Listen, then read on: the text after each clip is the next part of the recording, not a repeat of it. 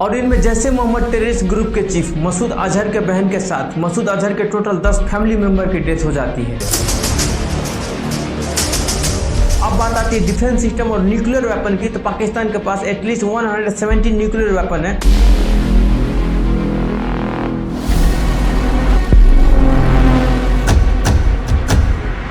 आखिर क्या ऐसे रीजन है कि पाकिस्तान के आर्मी से इंडिया का आर्मी और वेपन से इतना स्ट्रॉन्ग होने के बावजूद भी पाकिस्तान कई सारे अटैक कर देता है। नमस्कार दोस्तों, साथ में को इंडियन आर्मी के द्वारा पाकिस्तानी टेररिस्ट के अगेंस्ट में एक ऑपरेशन चलाया गया जिसे ऑपरेशन सिंदूर कहा गया। इस ऑपरेशन में 80 से 90 पाकिस्तानी टेररिस्ट की डेथ हो जाती है और इनमें जैसे मोहम्मद टेररिस्ट ग्रुप के चीफ मसूद अजहर के बहन के साथ मसूद अजहर के टोटल 10 फैमिली मेंबर की डेथ हो जाती है। इस ऑपरेशन में टोटल 9 टारगेट को हिट किया गया, जिसमें पाकिस्तान में 4 और पीओके वाली एरिया में 5 जगहों पर अटैक किया गया। 1971 के बाद इंडिया और पाकिस्तान के बीच पहली बार ऐसी वॉर शुरू हो चुकी थी। इधर से इंडिया पाकिस्तान के कई सारे जगहों और एयरबेस के ऊपर अटैक किया था। उसके बाद पाकिस्तान जवाबी हमले में इंडिया के कई सारे प्लेसेस पर लोकेशन को टारगेट तो किया था, लेकिन इंडिया के डिफेंस सिस्टम ने उनकी नापाक इरादे के ऊपर पानी फेर दिया। उसके बाद 10 मई को इंडिया और पाकिस्तान दोनों कंट्री सहमत हो जाते हैं सीज फायर के लिए। दोस्तों, क्या होता अगर इंडिया और पाकिस्तान के बीच सीज फायर नहीं होता? क्योंकि दोनों कंट्रीज के पास न्यूक्लियर वेपन्स है और वॉर ऐसे ही कंटिन्यूस चलते रहता तो इंडिया के ऊपर इंपैक्ट क्या पड़ता? क्योंकि इंडिया के पड़ोसी देशों से लगभग रिलेशन खराब ही चल रहे हैं। वीडियो स्टार्ट होने से पहले अगर आप हमारे चैनल पर नए हैं तो हमारे चैनल को सब्सक्राइब जरूर कर ले। वीडियो पसंद आए तो इस वीडियो को लाइक करो, अपने दोस्तों के पास शेयर जरूर कर ले। तो अपने टॉपिक पे वापस आते हैं। दोस्तों, वैसे तो वॉर लड़ना सही नहीं है, लेकिन हालातों को देखते हुए कभी कभी वॉर लड़ना पड़ता है। चाहे कोई भी कंट्री क्यों ना हो, वो कभी नहीं चाहता कि वॉर लड़े। इसके बावजूद भी अगर उसको वॉर लड़ना पड़ता है तो उसकी इकोनॉमी पे बहुत बड़ा इंपैक्ट पड़ता है। चाहे आप इंडिया और चाइना को ही देख लो। अभी चाइना की जीडीपी 2023 के अकॉर्डिंग $17.795 ट्रिलियन है और वही इंडिया के जीडीपी 2023 के अकॉर्डिंग $3.550 ट्रिलियन है। इन दोनों कंट्रीज के जीडीपी में लगभग $14 ट्रिलियन का डिफरेंसेज है। कभी ऐसा भी था दोस्तों कि इंडिया और चाइना की जीडीपी लगभग बराबर ही थी। 1965 के अकॉर्डिंग चाइना की जीडीपी $70.44 बिलियन थी और वही इंडिया की जीडीपी 1965 के अकॉर्डिंग ही $59.56 बिलियन थी। इन दोनों कंट्रीज के बीच में तभी $11 बिलियन का ही डिफरेंसेज था, लेकिन 2023 के अकॉर्डिंग $11 बिलियन से $14 ट्रिलियन का डिफरेंसेज हो जाता है। ये इतनी बड़ी डिफरेंसेज का मेन रीजन शायद वॉर भी है, क्योंकि इंडिया ने 1965 से अभी तक कई सारे वॉर लड़े हैं, जिसमें 1965 में पाकिस्तान के साथ, 1971 में बांग्लादेश को बनाने में फिर से पाकिस्तान के साथ, 1999 में कारगिल वॉर जैसे युद्ध लड़े।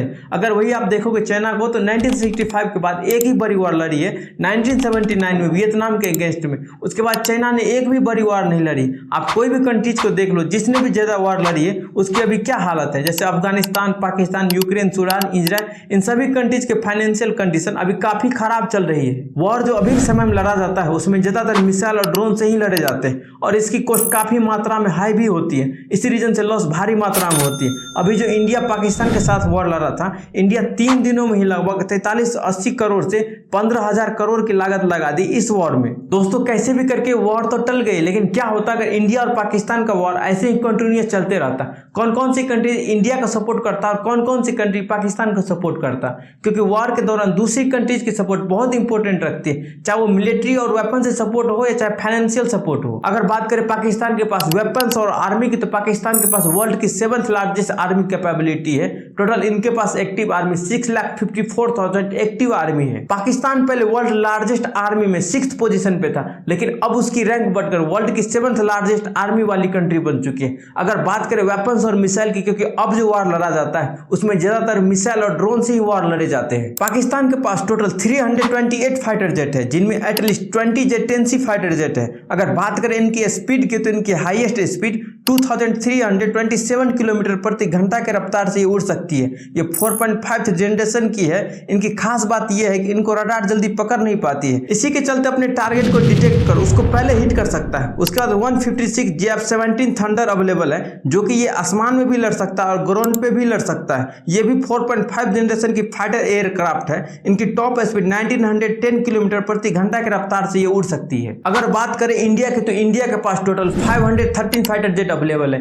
जिनमें 36 रफाल। इनकी टॉप स्पीड 2200 122 किलोमीटर प्रति घंटा की रफ्तार से उड़ सकती है। ये आसमान, पहाड़ी इलाके और इलेक्ट्रॉनिक वॉरफेयर पे एक साथ लड़ने की क्षमता रखता है। ये 4.5 जनरेशन की फाइटर एयरक्राफ्ट है। उसके बाद 115 MiG-29 है जो कि वो नेवी और एयरफोर्स दोनों के पास है। 75 एयरफोर्स के पास और 40 नेवी के पास है। अगर बात करें इसकी टॉप स्पीड की तो इसकी टॉप स्पीड 2400 किलोमीटर प्रति घंटा की रफ्तार से उड़ सकता है, जो कि ये 4th जनरेशन की फाइटर एयरक्राफ्ट है। और भी कई सारे फाइटर जेट अवेलेबल है इंडिया के पास। पाकिस्तान के पास 1399 एयरक्राफ्ट है, जो कि इंडिया के पास तो 2229 एयरक्राफ्ट अवेलेबल है। पाकिस्तान के पास 2627 टैंक्स है और वही इंडिया के पास 4201 टैंक्स अवेलेबल है। अगर बात करें मिसाइल्स की तो पाकिस्तान के पास 6 टाइप की मिसाइलें हैं, जिनमें घौरी, शाहीन और बाबर जैसे मिसाइलें हैं। अगर बात करें इंडिया की तो इंडिया के पास टोटल 29 टाइप की मिसाइल है, जिनमें अग्नि, अस्त्र और ब्रह्मोस जैसे मिसाइलें हैं। कुछ ही दिनों पहले इंडिया ने ऑपरेशन सिंदूर लॉन्च किया था,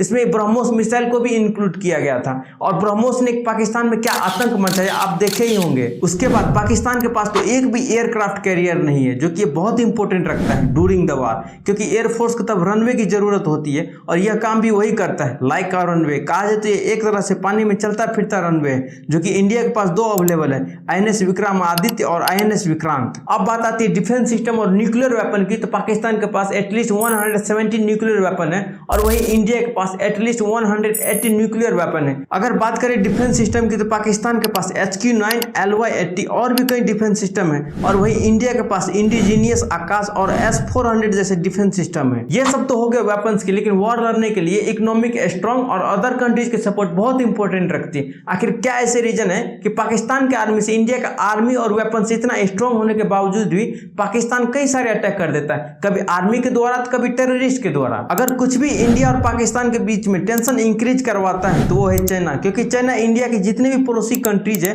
वो लगभग ज्यादा से ज्यादा चाइना का फेवर में, और चाइना ओपनली सपोर्ट करता है पाकिस्तान को। जियो पॉलिटिक्स किसे करते हैं, अगर कोई कंट्रीज को सीखना हो तो चाइना से बेस्ट एग्जाम्पल कोई हो ही नहीं सकता, क्योंकि चाइना को पता है पड़ोसी देशों में कोई स्ट्रॉन्ग एंटी चाइना है तो वो है इंडिया। शायद इसी के कारण चाइना किसी को फाइनेंशियल सपोर्ट करके तो किसी कंट्रीज में हाईएस्ट इन्वेस्टमेंट करके कोई कंट्रीज में अपना मिलिट्री भेज को उसको अपने तरफ अट्रैक्ट कर लिया।